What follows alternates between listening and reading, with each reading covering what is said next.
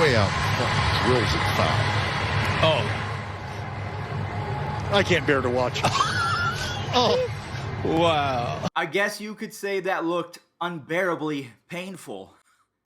Alright, so now that half of you have clicked off the video because I'm not funny, what's going on, guys? It's Fuzzy. Welcome back to yet another MLB recap. The Padres have officially made baseball history, and they're no longer the San Diego Padres. They are the Slam Diego Padres because they hit yet another grand slam. The Phillies suffered their worst losses of the year to the Blue Jays in back-to-back games of a doubleheader, and it was kind of funny to watch. And then last but not least, really a fun story, Clayton Kershaw etches his name into Dodgers franchise history. We'll talk about exactly why, but thank you all so much for stopping by yet again. If this is your first time on the channel, I mean, you guys have been crushing it lately. I don't really have to say anything. Hit that subscribe button, hit that like button. You guys are really supporting baseball, and I appreciate you. Cal Ripken revealed that he had prostate cancer and is now cancer-free, so please slap a like on the video. I am so happy for Ripken because when I was growing up, he was one of my favorite players. My mom always made me watch his instructional DVDs, and that's really when I first started to get better at baseball and fall in love with baseball. So both him and Grady Sizemore were my heroes growing up, so I'm really happy that he's healthy. Next up, the Mets and the Yankees series has been completely postponed as the Mets have 2 positive corona tests. The health and safety of New York has been one of the biggest talking points of this entire season because the Mets are now positive with tests, and the Yankees, they can't stay healthy. Between 2019 and 2020, I have a feeling that every single player on that active roster has gone to the injured list. It just does not make sense. And then the final little story before we talk about the highlights from yesterday, ratings are officially up.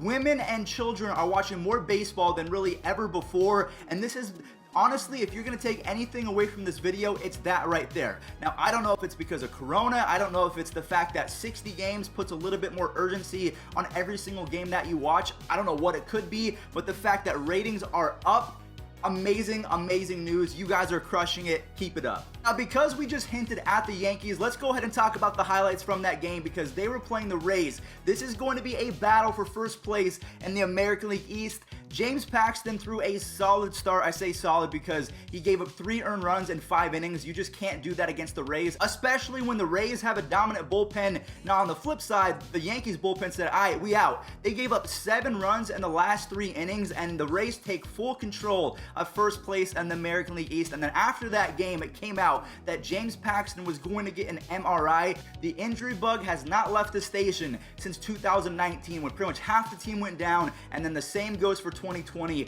At this point, you have to put the Yankees training staff and medical staff into question. What is happening down there? It's every single superstar is on the shelf. Glaber's injured, DJ's on the shelf, Aaron Judge, Giancarlo Stanton, I mean, everyone. I feel like I'm injured, and I don't even play for them. Got him to chase the slider, strike 3, and Clayton Kershaw stands alone in second place in the Dodger all-time list for strikeouts. Clayton Kershaw passed Don Drysdale to become the 2nd all-time strikeouts leader in Dodgers franchise history. I think he's only 200-ish strikeouts away from number 1.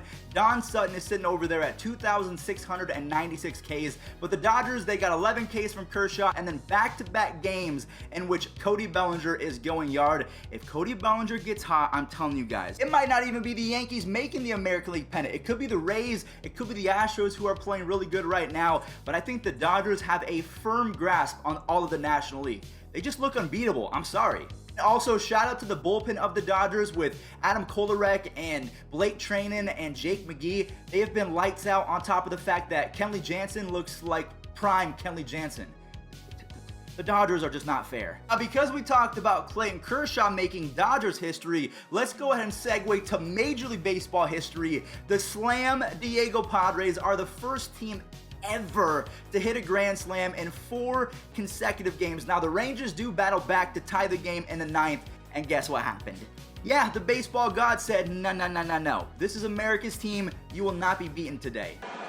Cronenworth up the middle into center field. Around will be Myers. No. Yes, it's kicked in center. Heineman misplays it, and Myers scores, and the Padres, for the 2nd straight night, have walked it off. The Padres get their 4th win in a row, so every single game in which they've hit a grand slam, they have won the game. They now sit at 15-12, and they passed the Rockies for 2nd place in that division. Now, speaking of the Rockies, they just so happened to lose their 4th consecutive game as they came across the red-hot and confident Astros team. I think that they are playing with a chip on their shoulder. They are trying to show the baseball community that they can win a championship without banging on trash cans. I've been raving about Germán Márquez the entire season. He gave up 10 earned runs yesterday. He went from like a 2 ERA all the way up to a 4.3 as Kyle Tucker, Jose Altuve, Abraham Toro, they drove in 7 RBIs yesterday. I mean, it's not like the Astros had a great day pitching either. They gave up 8 earned runs as Ryan McMahon had 2 home runs. He drove in 4 RBIs. And then Chuck Nasty, I have not reminded you guys in a little bit, he is still hitting above 400. He's at 424. And then Josh Reddick, he said checkmate at the end of the game with the web gem to seal the deal as they secure their 8th win in a row. Now, unfortunately, the Astros still take an L because Yordan Alvarez is on the injured list for the rest of the year with a knee injury. And then I also forgot to mention that Alex Bregman is now on the shelf with a hamstring injury. So, I don't know. I mean, they're getting contributions from Framber Valdez and all of these different guys that are playing so well. Kyle Tucker's raking. Altuve might be back. Watch out for the Astros. I'm telling you. Clown on them all you want, but they're really good. Matt Chapman hit over 800 feet worth of home runs yesterday as he kickstarted the game with the bomb, and then it was all A's from there. Matt Olson is having one of the wilder seasons in all of baseball. He has 9 home runs and 18 RBI, so you would think that his OPS would be 1,000 plus. It's only about 770, and his batting average is at 170 because he doesn't have a single double or triple on the season. He is home run, single, or strikeout. That is Matt Olson in a nutshell. And then also, I forgot to mention that Chapman hit 2 home runs in that game, obviously, because he's not going to have an 800-foot home run. And then Sean Manaea worked 5 1/3 solid innings. Again, who is going to be the #1 team from that West Division? Is it going to be the Astros? Is it going to be the A's? It's definitely not going to be the Angels. I don't know who has the better starting pitchers, the Indians or the Cincinnati Reds, because between Luis Castillo, who should be their ace, but has been their 3rd best starter this year, Trevor Bauer's been electric, and then Sonny Gray, he gets some clutch hitting yesterday. He throws 6 innings, only gave up 2 earned runs, and props to Adam Wainwright for staying strong. Yeah, that's really all that they needed because the Reds bullpen continues to blow games. I feel bad for them. The only one that has been consistent is Lucas Sims, who struck out the side yesterday. But yeah, the Cardinals storm all the way back for a walk-off little base hit from Colton Wong, who is having a pretty decent season as well. Wong with a fly ball, and this will do it. A drive into deep right field. Good night. Colton Wong walks it off.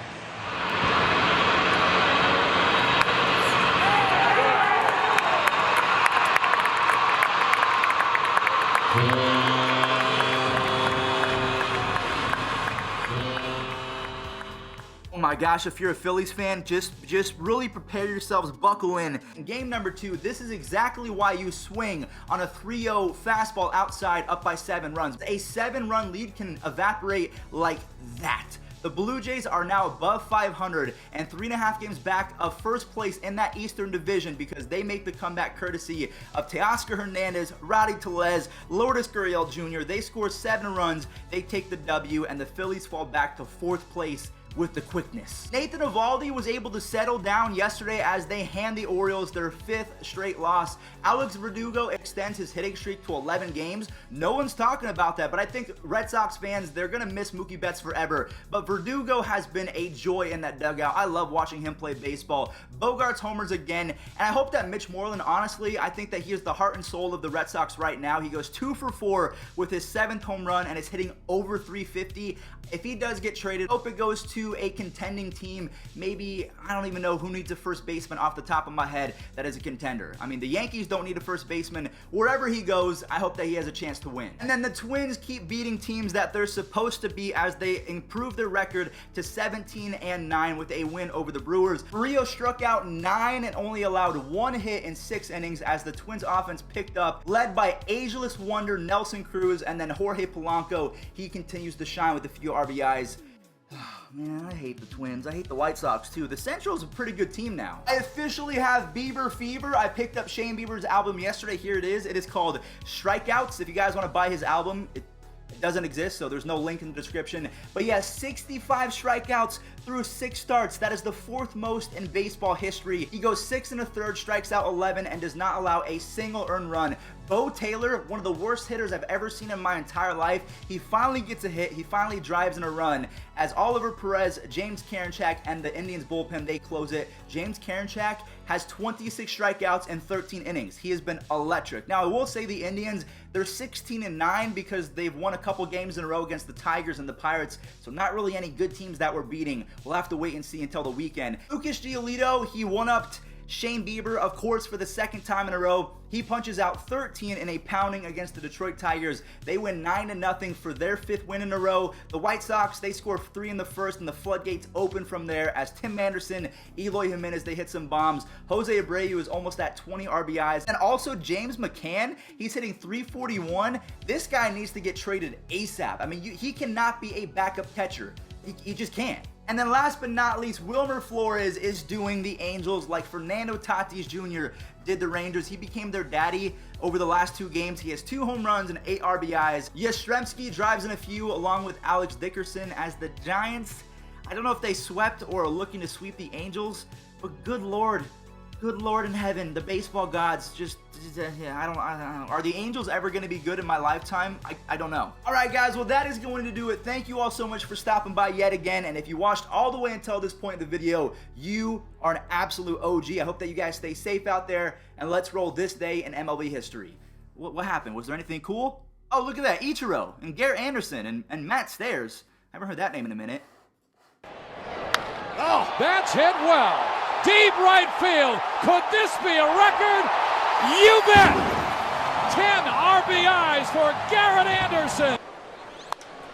Oh, high in the air, deep to right, and that ball is gone, and that is a record pinch hit home run for Matt Stairs, his 21st in his career. No one in baseball history has hit that many.